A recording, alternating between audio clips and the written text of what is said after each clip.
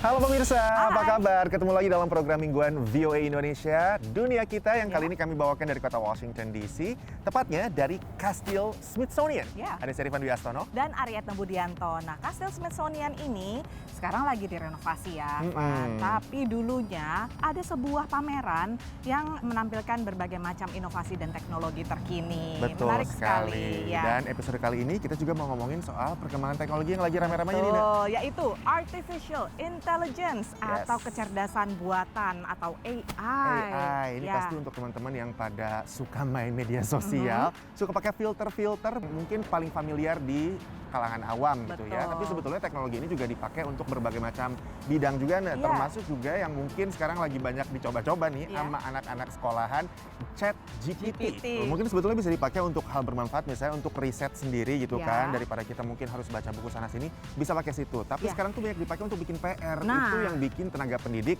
jadi bingung nih, Khawatir. kadang-kadang ini PR dikerjain sama mesin atau sama anaknya ya. Betul. Ya, tapi juga yang menuai kontra di bidang seni nih ya, misalnya Ya. banyak seniman yang sekarang jadi concern apakah karya-karya mereka akan dicatut Nah. atau dipergunakan ya, ditiru ya oleh kemampuan AI ini untuk menghasilkan sesuatu yang baru dan itu tidak bisa diklaim sebagai stylenya mereka. Betul sekali. Ya. Coba kita lihat nih pro kontranya.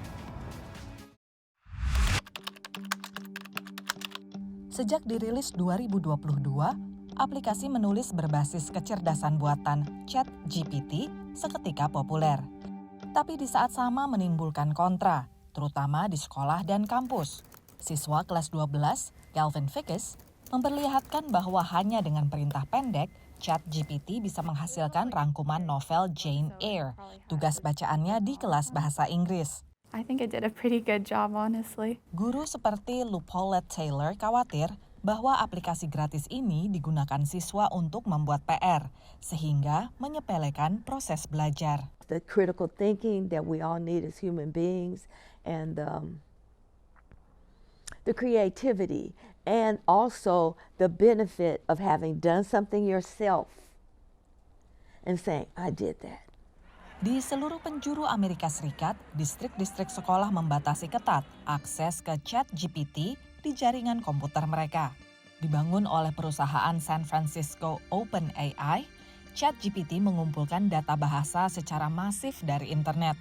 Saat diperintah, kecerdasan buatan menghasilkan untayan kata yang paling jamak digunakan, menuangkannya ke dalam kalimat sendiri yang sangat mirip dengan pikiran manusia. There's no what we call source document, right, or a smoking gun to look to say, yes, this looks like it was lifted from that. Annie Cecitelli bekerja untuk Turnitin, layanan integritas akademik yang digunakan praktisi akademis di 140 negara. Software anti-plagiarisme Turnitin melacak otentik tidaknya sebuah tulisan dengan mencari kemungkinan padanannya di internet. Namun hasil tulisan AI unik dan selalu baru, sangat mirip dengan hasil tulisan manusia. Tapi bukan berarti tulisan AI mustahil untuk dideteksi. They tend to write in a very, very average way. Humans all have idiosyncrasies. We all deviate from average one way or another. So we're able to build detectors that look for cases where an entire document or an entire passage is uncannily average. Turnitin pendeteksi ChatGPT akan dirilis tahun ini. Berlomba pintar dengan perangkat AI merupakan tantangan yang akan mentransformasi dunia pendidikan. A lot of things that we hold as norms and a status quo are going to have to shift. Teknologi AI masih bisa digunakan di kelas dalam sejumlah kasus, seperti halnya kalkulator. Guru sains komputer ini justru senang karena muridnya membuat panduan belajar untuk kelas kalkulusnya menggunakan ChatGPT. You know, if ChatGPT can make us like throw up our hands and say, like, no longer can I ask a student to regurgitate a process, but now I'm going to have to actually dig in and watch them think to know if they're learning. That's fantastic. Terlepas pro dan kontra, kelihatannya teknologi AI akan punya peran dalam penulisan dan bahasa, baik di sekolah maupun lainnya. Dari Oakland, California, VOA. Aneka kreasi kreatif seperti ini bisa dibuat tanpa harus punya bakat seni, Berkat DALL-E 2, teknologi image generator dengan realita tertambah yang bisa mengubah gambar produksi OpenAI di San Francisco. Jaringan saraf tiruan dalam komputer menyimpan ratusan juta gambar yang disertai teks keterangan yang bisa dituangkan secara virtual lewat perintah teks sehingga tercipta gambar baru. Bahkan jika teks yang ditulis terdengar tidak masuk akal. Mahasiswa 19 tahun ini adalah salah satu dari jutaan pengguna yang sudah mencoba teknologi DALL-E 2. I don't think anyone thinks it's going to replace real artists in graphic design, but I think it'll more be like a tool for artists to streamline their creative process. Profesor dan peneliti forensik digital Hani Farid di University of California, Berkeley cukup kagum dengan kemampuan DALL-E 2. My first impression was I was completely blown away. Namun menurutnya DALL-E 2 tidak selalu bisa menerjemahkan perintah dengan benar, apalagi dalam hal perspektif. Misalnya, 3 kubus di trotoar yang difoto di hari terik. This is a complete failure. It just put the shadows in the wrong place. Ini dan beberapa contoh lainnya merupakan petunjuk yang bisa membantu peneliti sepertinya memastikan apakah sebuah gambar nyata atau buatan. Tapi sejalan bertambahnya pintar sistem akan lebih sulit membedakan. Semakin meroketnya jumlah gambar rekayasa menjadi tantangan besar. We're not dealing with a couple of images a week, a couple of images a year or month. We're dealing with thousands of images every hour that can now be synthesized and distributed and distorting reality. Menurut Kantor Paten Amerika Serikat, cabang dari Perpustakaan Kongres yang menangani dan menyimpan paten, gambar produksi realita tertambah tidak bisa dipatenkan. Sementara itu, kemajuan teknologi semakin mengaburkan batasan antara seni, realita, dan etika. Dari kota New York, VOA. Nah, teman-teman, kita masih punya banyak cerita-cerita tentang teknologi AI ini lagi. Setelah yang satu ini, jangan kemana-mana, tetaplah di Dunia Kita.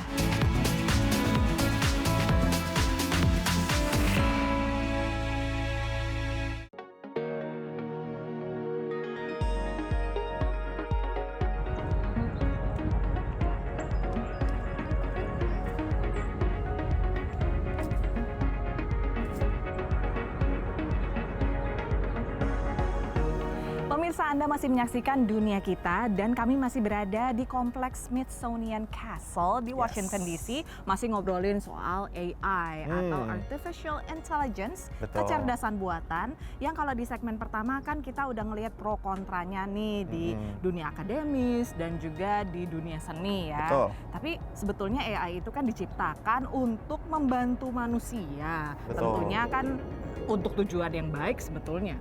Dan ini juga memang terwujud dalam berbagai bidang lainnya juga, Nek. Ya. Misalnya di dunia medis nih, ini ada satu teknologi yang sudah diciptakan dan masih terus dikembangkan. Ya. Ini teknologi untuk bisa mendeteksi penyakit seseorang lewat suara mereka. Nah, jadi ternyata kalau misalnya kita punya suara agak parau gimana gitu, mungkin bisa dideteksi, oh mungkin dia punya penyakit tertentu gitu ya, diasosiasikan dengan penyakit tertentu. Nah, itu yang lagi terus dikembangkan. Menarik juga ini ya. Iya, dan juga kita akan melihat bagaimana AI bisa membuka akses untuk kita menikmati semakin banyak film-film bahasa asing. Kita nonton.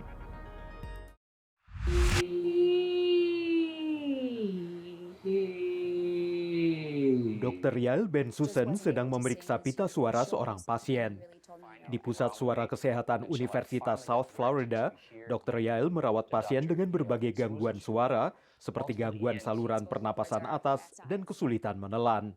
Belum lama ini, ia membantu memimpin proyek baru untuk membangun database 30.000 rekaman suara manusia dan melatih komputer untuk mendeteksi penyakit melalui perubahan suara manusia. Not only to build that data, but also to develop the guidelines of how to share that data, how to collect that data, and also how to use that data for future AI research. Dr. Yael bekerja sama dengan tim yang terdiri atas 45 peneliti di 12 universitas di Amerika Utara, serta sebuah usaha rintisan di Eropa. Mereka mempelajari sampel suara untuk membantu mendeteksi penyakit seperti Parkinson, kanker, dan gangguan suara seperti kelumpuhan pita suara. Tim ini juga mempelajari gangguan mood seperti depresi dan kecemasan. So when somebody is depressed, sad, has anxiety, of course, their speech changes. Penelitian ini adalah satu dari 4 proyek pembuatan data yang didanai program Bridge to Artificial Intelligence dari Institut Kesehatan Nasional yang dirancang menggunakan AI untuk mengatasi tantangan biomedis kompleks. They realized that there was such a big gap between the technology that we had available and the clinical knowledge and what we use in clinical care in our hospitals. Mereka melakukannya dengan tetap menjaga privasi peserta. We want to think about the ethics associated with collecting people's voices and how do we keep it private. Penelitian suara untuk mendeteksi penyakit ini akan mulai mendaftarkan para peserta tahun depan. Dari Washington DC, VOA.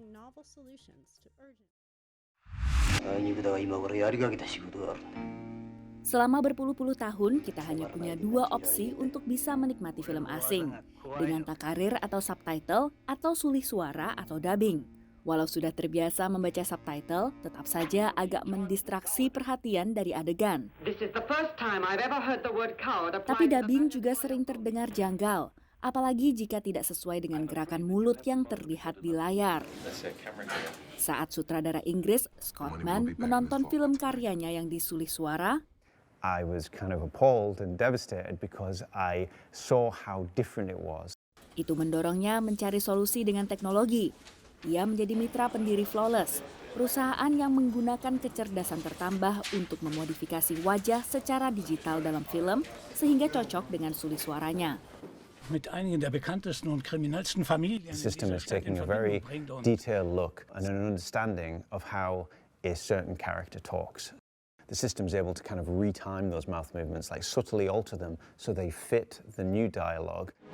C'est amusant, monsieur. Flawless menggunakan pemeran suara yang fasih berbahasa asing.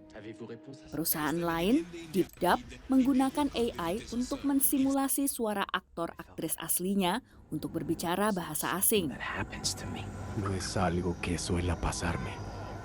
We need only a sample of 2 to 5 minutes of the actors' voices in order to create what we call a voice model. Teknologi baru tumbuh sejalan besarnya minat warga global akan konten yang bisa menembus keterbatasan antar bahasa. Namun di saat yang sama, timbul kekhawatiran bahwa garis antara manusia dan mesin semakin mengabur. Dari San Francisco, California, VOA.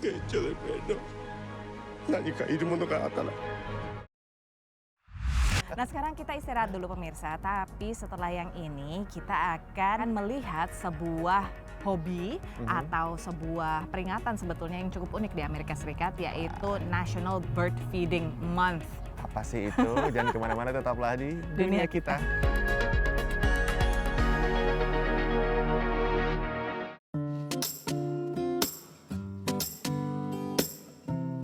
Pemirsa, masih dalam Dunia Kita, dan di segmen yang ini kita pengen memperingati satu hal yang unik dan spesial di Amerika setiap bulan Februari, namanya adalah Bird Feeding Month. Atau bulan memberi burung makanan.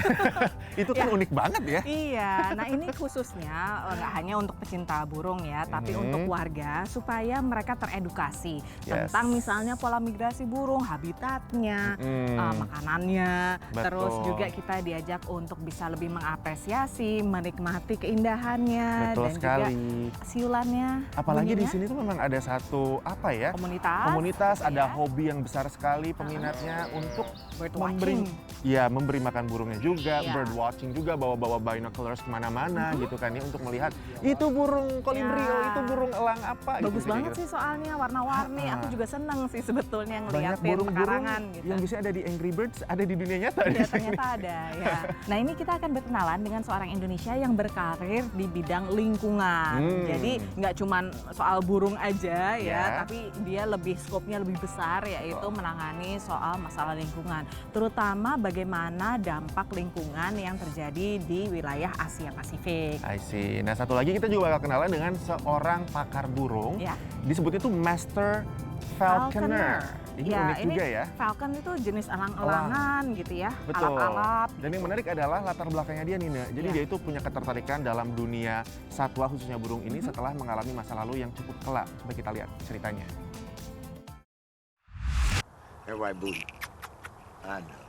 Rodney Stotts lahir dan besar di salah satu kawasan miskin di Washington DC. Saat masih kecil, ayahnya dibunuh dan ibunya kecanduan narkoba. Rodney pun sempat mendekam di penjara akibat menjadi bandar narkoba.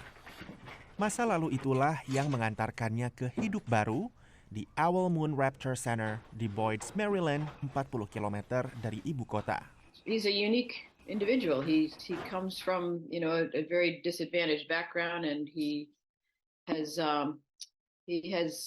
very well spoken. He's incredibly articulate, and he has a message that I think resonates with everybody because he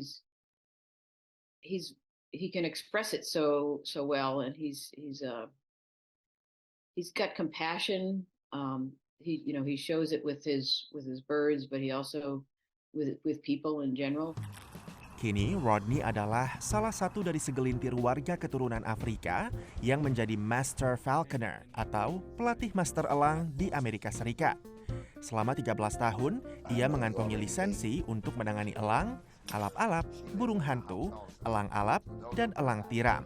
So I trap wild birds, hunt them all winter long, and then release them in the spring. However, we get birds that were hit by cars, poisoned. 99% of the injuries that the birds sustain is because of a human. So some windmills, something we did, put up nets, did some things that ended up injuring the bird. Now the bird's not releasable, it can't hunt on its own anymore. They ends up here with us. Rodney kini merawat seekor elang ekor merah, 5 elang Harris, seekor burung hantu, seekor herring kalkun, dan beberapa lainnya. Ia menamai burung-burung ini dengan nama orang-orang terdekat seperti Nanny dan Gloria, tantenya, atau Agnes, temannya. That they love you and then stab you in the back the first time they get. Come here. You want to stand up? Get off me. Get up here. Get off me. Get back up here. I love you. Kecintaan pada hewan ini telah mengubah hidup Rodney, juga hidup orang-orang terdekatnya.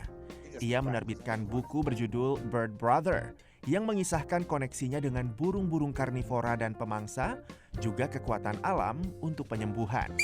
Dari Laurel, Maryland, VOA. Bagi Gondan Putih Renosari, cita-cita menjadi seorang konservasionis memang sudah tumbuh sejak kecil.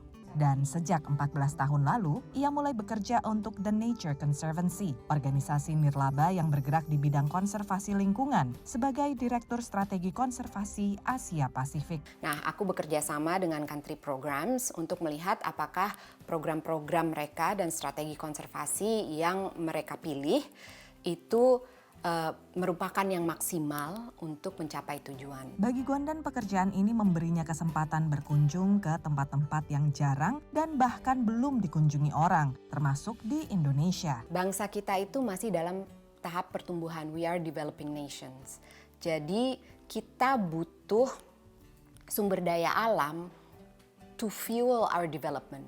Kita butuh sumber daya alam untuk bisa membiayai dan meningkatkan taraf hidup, meningkatkan perekonomian masyarakat. Sehingga tantangannya bagaimana menyeimbangkan konservasi alam dengan pembangunan yang berkelanjutan agar generasi mendatang bisa dapat menikmati sumber daya alam yang ada. Misalnya melalui pembangunan pariwisata yang menjaga aset alam dan meminimalkan dampak lingkungan. Sebagai pekerja lingkungan, Gondan juga menerapkan gaya hidup ini sehari-hari. Nggak buang sampah sembarangan, nggak belanja berlebihan, matiin lampu kalau lagi nggak perlu, terus air, jalan kaki. Kalau kita semua bisa berkontribusi aja, kalau kita sadar kita semua tuh punya peran untuk bisa membantu bumi, itu sebenarnya menurutku tuh merupakan aset yang penting. Aura Parks Wise, salah satu direktur di The Nature Conservancy, mengakui kelebihan Gondan sebagai seorang konservasionis. Gondan is tenacious, she is a doer, she is not afraid to ask hard questions and to push for answers when those hard questions are not exactly well received. She's also really pragmatic. Sehingga Gondan pun yakin banyak kearifan lokal dalam budaya Indonesia yang selaras dengan lingkungan dapat diterapkan. Intinya adalah menumbuhkan kesadaran dalam masyarakat. Dari Falls Church, Virginia, VOA. Ya pemirsa, udah 30 menit kami menemani Anda dalam dunia kita. Kalau misalnya mau nonton lagi dunia kita atau program VOA yang lainnya, langsung aja kunjungi situs kami www.voaindonesia.com dan juga nonton di channel YouTube kami VOA Indonesia. Yes, dan jangan lupa juga untuk jadi sahabatnya VOA Indonesia dengan follow semua kanal media sosial kami di Facebook, Twitter, Instagram dengan kata kunci VOA Indonesia. Betul, kalau misalnya ada usulan ya pertanyaan gitu ya, langsung aja kirimin ke situ. Kami tunggu pemirsa. Kalau gitu kami undur diri dulu dari Washington DC. Saya Aryatna Budianto. Saya Rifan Wiastono. Sampai ketemu lagi minggu depan. Dadah.